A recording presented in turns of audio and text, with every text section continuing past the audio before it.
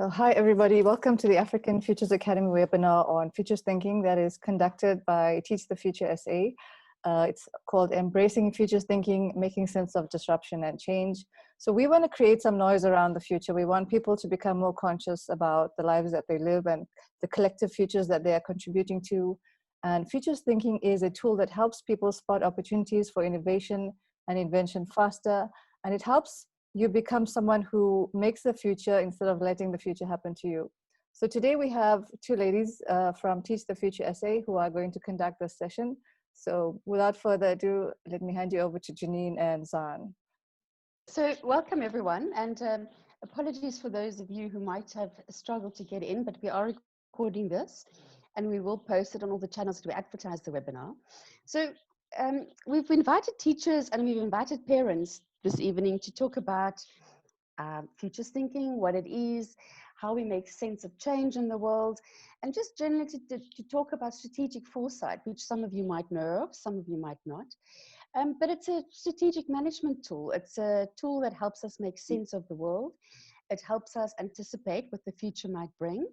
And it helps us to imagine several possible futures and how we can influence and even to a certain extent decide and create a preferred future that we might want to look forward to. And we know that as teachers, as parents, these are things that we are constantly thinking about for the children that are entrusted to us, that we need to guide through life in some way. And we thought we'd talk about change and disruption tonight because we've all been disrupted. The world is really an unknown place at the moment. We're taking it day by day. And if we had some tools to be able to make sense of it, we thought this might help all of you, obviously not least of all our children, because ultimately that's what Teach the Future does. We do futures thinking workshops with school learners and students around the country. We've done a number of workshops around the country, and it's incredible to see how the children respond to that. But foresight in general, being a management tool, there are several areas where people specialize. Things like framing a specific issue, making sure we're answering the correct question, scanning, looking at the trends, the weak signals, those dots on the horizons, what's going to be a thing, what's not going to be a thing. There are people who specialize in forecasting, scenario work, or envisioning a new future, creating that visions and everyone can strive for. And then, of course, none of this means anything unless we plan and then we put into practice. These are items that we address in workshops with children as well, but obviously to a far lesser extent than a professional foresight practitioner. But what we talk to them about is futures thinking rather than futures practice. It's about us, it's about a mindset, about a futures-oriented mindset. It's about asking those what-if questions. What might happen if this would happen rather than that? So it's another way of considering the world. And this is what we're trying to instill in our learners. But even for you, it's asking, this is my plan, but what if something else happens? And we're hoping to give you some tools and ideas of how. Janine's frozen, but I need to take over in any case. So teaching about the future is something that is not necessarily on most school curriculums. I grew up in the 80s, and I definitely did not have a subject called futures in my school curriculum. But that doesn't mean that in a school setting, we are not being taught some things about the future. And unfortunately, we are taught very confusing things about the future. Most of us that has ever been in a science class will know that science teaches us that the future is predictable. You make an hypothesis, and then you try and either prove it right or you prove it wrong. There's a road or a river or a roller coaster. So the future from a science perspective is very predictable. Some of us might have had history. I took history as a subject, and in history we are often taught that the future is somewhat inevitable. There's these great cycles. We often hear the phrase history repeats itself, and there's no uncertainty, there's no alternatives. That's just how the world is, and that's how it will always be. So that's the one side of what we are taught about the future in other ways than more directly. And then you walk into a sociology class or an anthropology class, and then all of a sudden, it's very blurry. It's like that mysticism that you see in the picture there. The future is contingent. There's not only one way of doing things, there's 10, 20 ways of doing things. People are confused. There's too many variables. There's too many contingencies. So all of a sudden, we are taught that the future is very blurry. Even worse, if you walk in a statistics class, then suddenly the future is a game of chance. It's unknowable, it's unpredictable. That you are dealt a hand and you must just deal with it. The future is random. It's like a roulette wheel or a pair of dice. So where does it leave us? I mean, it leaves most of us as we grow into adulthood slightly confused when we think about the future, because we are taught that the future is predictable. And then we are also conditioned to believe that there's randomness. And then worst of all, there's a fifth way that we are taught about the future. And here we are often guilty ourselves as parents, teachers, preachers, mentors, when we tell youngsters, if you dream it, you can be it. That's the catchphrase of most motivational speakers. You can have any future that you want, just as long as you believe it and you work hard enough. But that's not true. You can have some of it, but you can't have all of it. And unfortunately, this leaves most people mentally in a very confused state. On the one hand, it's unpredictable and it's predictable. We have full control, we have no control. And actually, the future is all of this.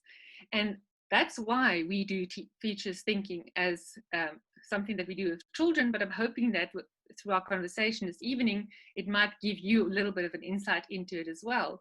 Because once you understand that the future is all of this, and you have the tools to make sense of it, then all of a sudden the confusion actually fades away, and the opportunities with understanding the future like it is opens up. So now that we've discovered that there are many ways that we can think about the future and that we are taught about the future, perhaps we can talk about two very specific things. And that's change that happens in the world, because as Zaan mentioned earlier on, you can decide or you can dream about a future, but inevitably things will change. And there are two types of change that happen in the world. But first of all, perhaps just to think that when we think of history or statistics or any other school subject, it's a very simplification. It's a simplification of the world. It's a simplification of a system. And that's what the children are taught. But then they go out in the world, which is really complex and complicated and interconnected, and everything it affects everything else. So that they're not taught. So they're not taught to deal with the complexity. So what we could perhaps do is think about the world in two ways. The first is change in general. How do we think of change? What causes change? And when we move on from that, we can see that there are two types of changes: inbound change and outbound change. Inbound change is the change that happens to us. This is something like COVID.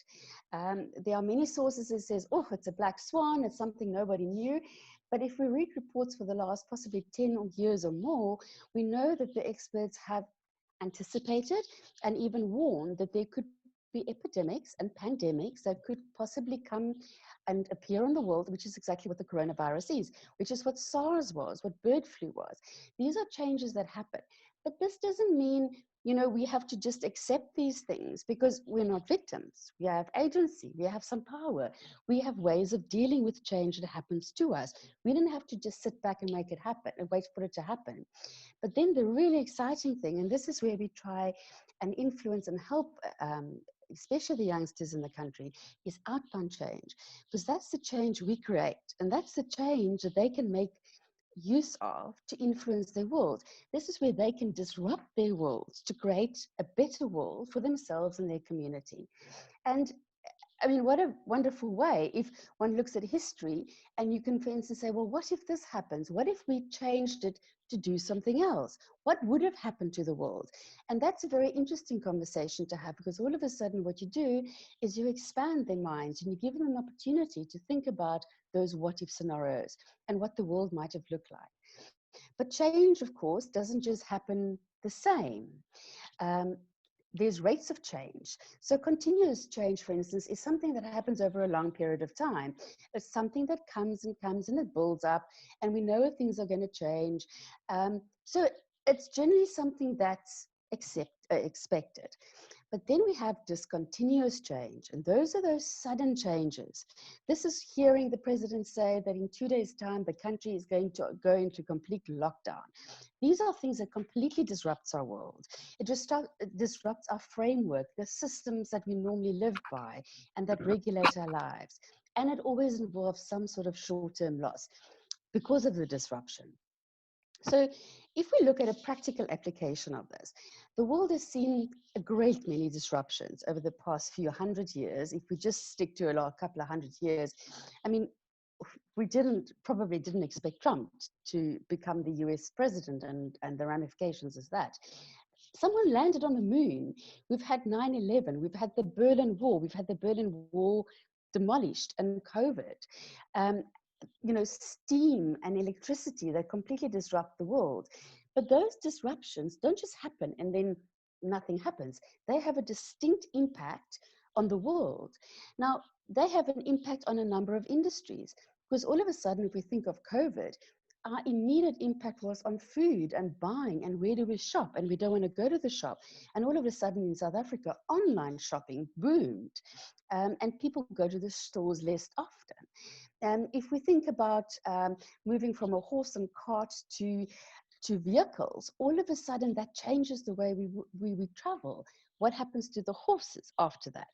What happens to airports when we're trying to travel after 9/11? But it's not just industry that's get affected by disruption, because we know that everything is interconnected. It's our lives that are disrupted.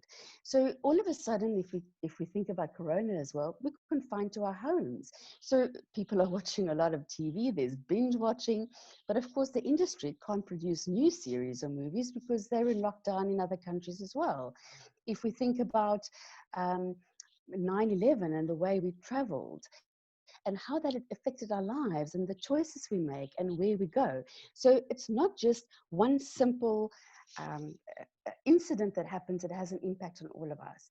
So it's about how we consume, how we live, what we do. But then we can also say, all right, so how do we make sense of that? How do we know what it's going to impact? And one of the tools that we make use of is the futures wheel. Unfortunately, tonight we don't have time or space, but it's one of those tools we make use of to look at the impacts that an event might have. It's asking, okay, what is the immediate consequence of that? And what is the consequence of that? And the next level, so that we completely unpacked an issue and we unpacked an event so that we understand the full impact and the interconnectedness of those impacts. And normally we do that based on a model called STEEP, which looks at the social environment, which includes things like your health, education, society. The T stands for technology, the impact that technology will have on the disruption or the disruption will have on the technology. On the economy, we saw in South Africa a great many people laid off. The economy shrunk, they said today 51%, although there's some people questioning that. The environment, all of a sudden in Beijing, with China being in lockdown, the air pollution was better. So there's an impact on that. And then political, what is the impact on government and the way that people feel about their government because of the lockdowns, because of their job losses, etc. So it affects all aspects of our lives. Ultimately, what we want to do is an unpacked change and a disruptive event to such an extent that we almost get to know the future, because we know the impacts that might arise, so that when that future arrives, it's something familiar. So what we say is we create a memory of the future so that we know how to deal with it going forward. So when we look at the impact and the effect of disruptive change, which is one of the things that we are experiencing at the moment, in the old era, We talk about trends, we talk about continuous change, and that's just a slow progression. And then all of a sudden, boom, something happens. And then if we look at the bigger theory of change, we go from through a process or a transition from one era to the next. And part of our conversation that we have with the kids is about what's going on here, because all of a sudden, the world that our children are going to be living in is not the same world that we were living in. And imagine what the world would look like when they grow up. What kind of world will their children be living in? And the thing about the present, it's actually very temporary. I mean, the past is a very long period. It goes on back for millions of years, and the future potentially goes forward for millions of years. But the present is actually a really small slice, and unfortunately, that's the slice that we are the most comfortable with, because that's the most familiar part. But what if we can start looking at the future, which is a lot bigger and longer and wider than the small slither of present that we are currently dealing with? And the thing is, disruptions are bound to happen. And the question is, are we ready for the next disruption? Are our children ready for the next disruption? What we often look at the model of change that we borrow from biological evolution, the punctuated equilibrium, where the world sort of seems to have incremental continuous change, and we call that an era. And then all of a sudden there's something that happened, and there's a discontinuity, and this cycle repeats itself. But the disruption is never the same disruption. So when we talk about history repeating itself, what we mean is that we don't mean that the same things will happen and we will respond in the same way. The only part of history that repeats itself is the fact that we're going to have disruptive change. But before everyone is completely overwhelmed by the thought of all this change, let me just also make you a little bit more comfortable with the fact that if you reflect about it, maybe when you sit along next to the beach one day, is not everything changes all the time. We can actually sometimes just take a deep breath and just be grateful for the things that are not changing, because there's plenty of them around. The way our families operate, the way that we interact as humans, they don't change that fast, and usually not with these big disruptions. So we can talk about the big changes, but we shouldn't overplay their hand. They have a role, but that's not all. Over to you, Janine. Thank you, Zon. So the only, I think, change that I think might happen that normally takes a long time in the human evolution is the development of Twitter thumbs, right? So people's thumbs getting bigger. Anyway, so on a note about change from the world. So that's the change that happens to us. It's usually the change that that happens, and it's usually something we don't want. So a very important aspect of futures thinking and about foresight work is the fact that there isn't such a thing as the future. There are multiple possible futures, all possible within certain limitations of what is realistically, physically possible.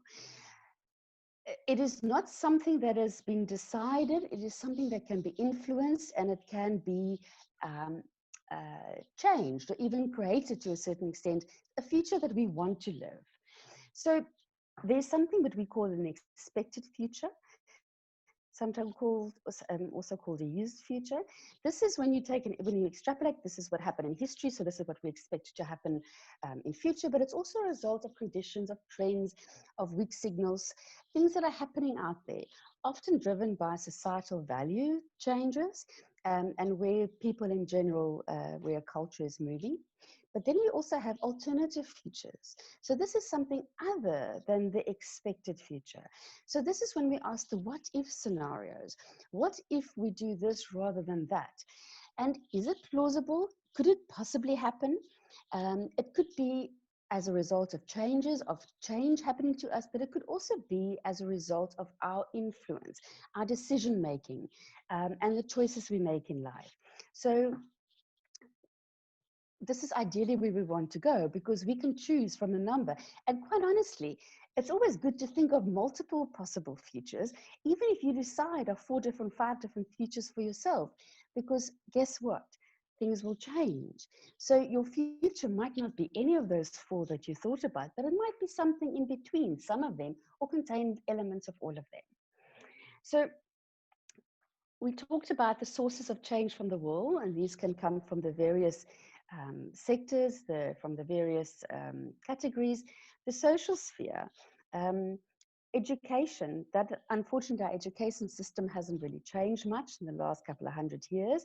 But when we have started having social and value changes occur, when technology changes, and we've all experienced the great rate of technology change over the last few years, even the last couple of decades, the way the economy changes, whether there's enabling environment for businesses to create additional jobs for foreign investment, or if not, and the impact it has on us, the environment, when we are able to go into environment. In South Africa, for instance, we have a beautiful country, and it provides a lot of pleasure for a lot of people, but there's also dangers inherent in that. But we also have obviously the very, very big issue around the environment is climate change and how that will impact on us. And of course, on a political level, and the changes in that and the various players in that and how they impact our world. So if we look, for instance, at the virus or the coronavirus or something, and we look at the various, the system and the sources of these change, if we move on, Zan. So we talk about socialist people, who they are, where they live, how many people, how is a country or a society made of, our technology. How do we use? I mean, there's been a fantastic development in the use of technology in farming, in the agriculture sector, which is super exciting, even in, well, not say even, but especially in Africa, and how they're using technology. If we think of technology, I want to mention this because every time I think of it and talk about it, it just inspires me again, is an American company called Zipline, who uses drones for the delivery of blood for mothers who have just given birth in Rwanda, in rural areas. They haven't got the road infrastructure to get blood to the mothers quick enough, and many mothers die. But they've used technology to deliver blood in 10 to 15 minutes, which is absolutely phenomenal. Only country in the world where it happens, and it happens in Africa. Then we have the impact and the change coming from our resources, our water, our minerals, our water scarcity in Cape Town, for those of you who are here, and the impact that had on our lives for so long. We've also experienced during the crisis and the lockdown on our economy, the flights weren't coming in and out of the country, so the goods that we wanted to purchase weren't available. Businesses, manufacturing concerns were coming to a standstill, even if they were producing essential goods, because nothing was coming into the country. Things like the impact of waste products, our government regulations and how that changes and impacts on us. And then, of course, a very important thing is our traditions, our beliefs, our values, and those things that guide our behaviors. This is, for instance, something which is has a big impact on the issue of gender-based violence in South Africa. And those are held within that system, that cultural context as well. Janine, could I quickly interrupt you here? Yes, of course. Because when I was looking at the slides again this afternoon, I sort of reflected on this specific slide, and I realized that one of the mistakes that we as parents often make, or as teachers, is when we have conversations with our children, we ask them, what do you want to be when you grow up? And I think the realization that I've come to over the last couple of years, that is completely the wrong question, because even if we say we want to be a thing, as a result of this complexity and the interconnectedness that we speak of, in which you've just covered so eloquently, you can't just be one thing. Even if you say you want, and I was thinking just randomly, you want to be a fireman. A fireman is not just a fireman. It is not just about putting out fires. It is also about environmental issues, because climate change is making wildfires more prevalent. It is also about what are the rules that we should have in place for people, where they can make fires, where they can't make fires. So we can't actually ask our children anymore, what do you want to be when you grow up? Because they're going to have to be a lot of things at the same Yes. time. And the question Absolutely. I just had in my mind is, how do we prepare our children for a world if schooling still have these silos that they, Yes. where social sciences and natural sciences are in little boxes? Mm. And I'm hoping that with the work that we do as Teach the Future, we can maybe just bring those connections closer to each other. So I think you're absolutely right. And I think that is exactly what we are trying to do. Because what we are trying to do is we are trying to show the connectedness of all of these issues, right? So it's not just about, as you say, being a fireman, but it's asking children about, or asking them what's important to them and what their values are. If their values are about looking after people and the environment and using technology to do that, then all of a sudden we're thinking of a whole lot of things, but we're not just talking about one industry. And this is where it's so helpful in the workshops when we start unpacking them and start seeing how one thing impacts on another, because all of a sudden you realize I'm not just this, I'm actually also indirectly involved in this, and the other thing. And that's the beauty of it. But then we also get to a very other important aspect, and that is our biases, our lenses, and the assumptions we make in a lot of the decisions we make, and how we deal with change. And this is a very important thing, because we have consciously and unconsciously, we've made certain assumptions about the world. And that's not wrong. We have to try and make sense. And this is a very natural, human, biological, physical thing that we need to do. We need to categorize things as safe or unsafe, so we assume certain things. The difficulty comes in when we don't challenge those assumptions. Do we ask, what is the source? Why am I thinking this? What am I basing my assumption on? Is it valid? Has it changed? Is there some form of bias built in here? And I think it's such an important thing to question where your beliefs come from. Why do I think it's safe to go outside or not safe to go outside? Just be aware of what your decisions are based on. And so then I'm leaving the very exciting part of futures for you, the outbound change. The change we create ourselves. Yes, the outbound change. Well, in the end, we're not victims. We do have some power. We have resources and talents and time that we can devote to the loss of the futures that we would like to share with you this evening. And that is what we call the preferred future. That is the thing that we want to happen. It's either the expected, but it could be one of the alternatives. And imagine if it is one of those alternatives, the one that you really want.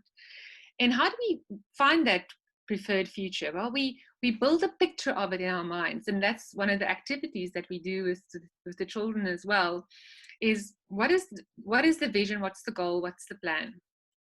And as you've rightly said, Janine, what do we base that preferred future on?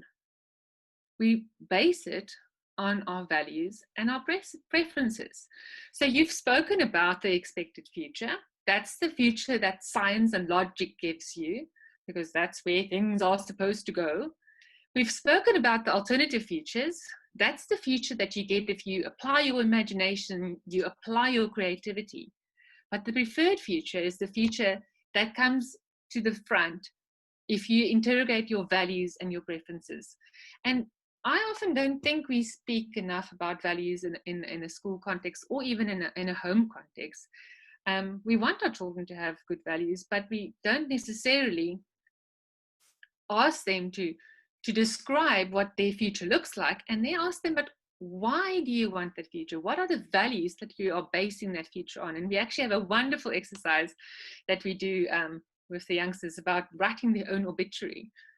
And some find it slightly morbid, but I actually think it's a lovely exercise, because if you can imagine what people are going to say about you in 20, 40, 50, 60, 100 years time, because let's be honest, my children are of the generation that will probably go to 100. What do you want people to say about you? In the moment you have that perspective that people might be saying something about you in 100 years time, you might make some of your decisions slightly differently. So that's incredibly empowering. And then, of course, when we try and put these visions of a preferred future together, the most important thing is that we try and get as many voices in the room as possible. Say, for example, if we want to say to ourselves, what is our preferred future of our school? Do we make sure that all the voices are heard? Are we making sure that we co-create? Because the wonderful thing that we're discovering as a world is that the different perspectives, cognitive diversity, there's so much wonderful diversity in South Africa. If we can tap into all of those differences, we might have a much more exciting, much a better preferred future. So just to reiterate, there's multiple ways of thinking. There's the logic and scientific way that looks at the constants and the trends, that uses historical analogy, and that gives us the expected future. That's the future that the forecasters really go for. And then we have the speculative, imaginative way of thinking, where we look at discontinuities and surprises, and the scenario planners are all very active, and they build these plausible futures for us. And then once we look at our own aspirations and we believe that we are empowered, we do some proper visioning, then we suddenly can look at our own choices. We can't have everything, like I mentioned earlier, or I think you mentioned earlier, but we can have some of the stuff that we are aiming for. So obviously creating change, outbound change, and creating or being responsible for disruptive changes, positive in the world, it doesn't just happen. It needs to be planned in a certain sense.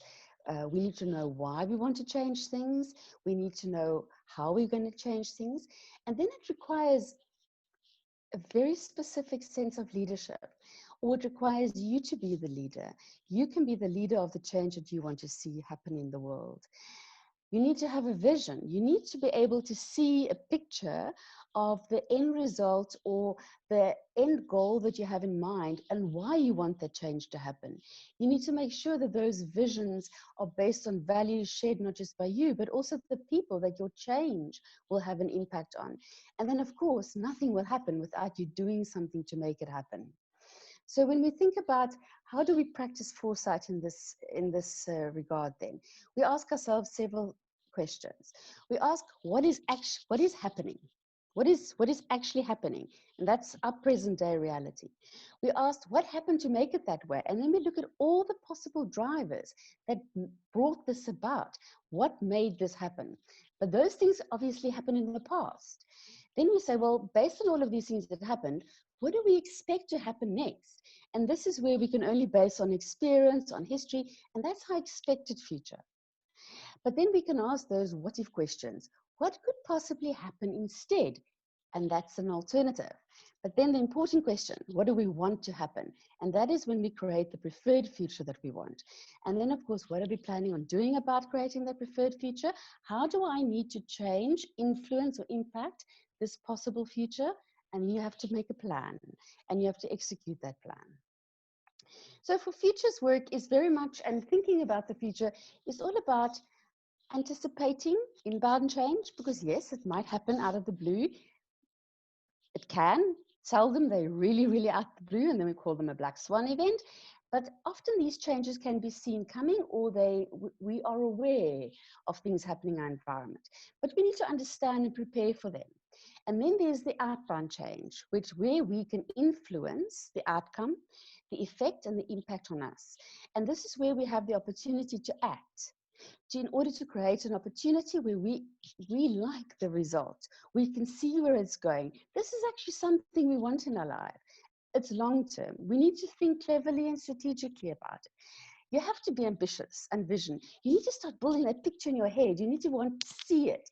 You must be able to create and explain that vision of it. You need to understand that it's never a standalone future. It's connected to so many other things. And we need to be very careful about the decisions we make and how it impacts on others and how it can impact on that preferred future. So this is what futures thinking asks of you. So, and this is what when we speak to children, this is what we want them to walk out with.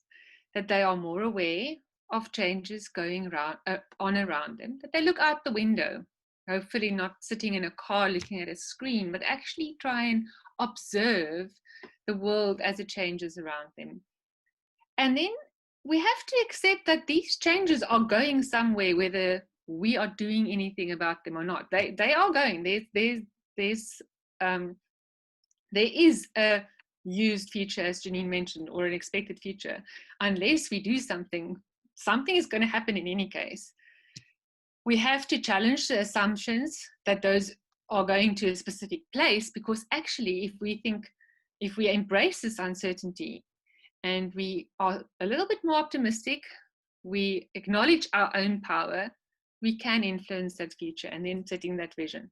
So that's the sort of the thinking that we want the children to walk out with, and hopefully we've given you a little bit of a window into futures thinking this evening that you can maybe use in your own lives. And maybe if you're interested, we can share some more of this with you in another opportunity.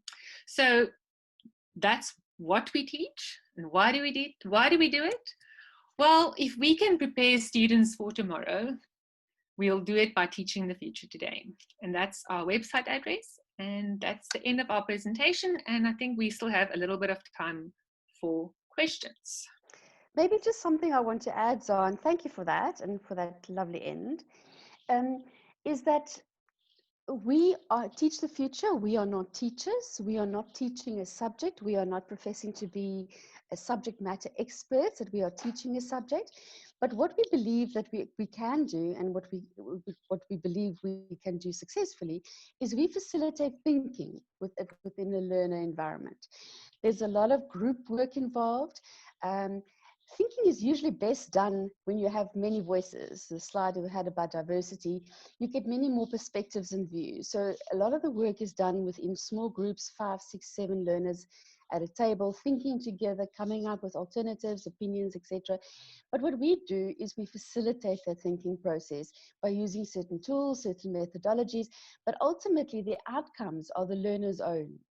They see the connections. We enable them and we facilitate the process so that they can pick up on those things and they can come and derive their own conclusions.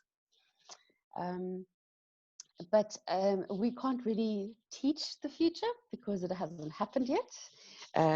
Neither one of us or any of our facilitators profess to be prophetic or any kind of forecasts about the future, because we probably will be wrong, as will anybody else who says that they do know the future. Cool. That's it. Yeah, that's it from us. I'm not sure whether we're going to have many questions. Zara, I don't know whether you've picked up on anything from your side. No, there hasn't been any. Okay. So, but there is definitely, if anyone has any questions, then you're welcome to ask. Otherwise, it's 8:45 now in South Africa. And unless there's any questions. Can I ask a question, you guys, Peter? Absolutely, Peter. I love the presentation. Thank you very much. Your slides are great. Your presentation is even better. I'd like to ask the lady with the African Futures Academy. Zahara.